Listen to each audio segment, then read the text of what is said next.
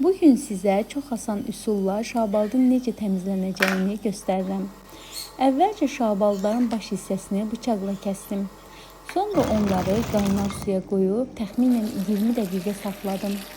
Bu vaxt ərzində qabıqları yumşalır və təmizləmək çox rahat olur.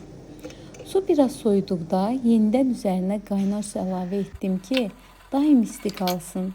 Sonra isə bıçaqla rahatca tərtəmiz təmizlədim. Təmizlədikdən sonra az miqdarda sarı köklü soyuq suya qoydum. Bu həm dad verir, həm də rəngini gözəlləşdirir. Axırda isə soyuducuya yerləşdirdim. Belə saxlamaq daha uzun ömürlü edir.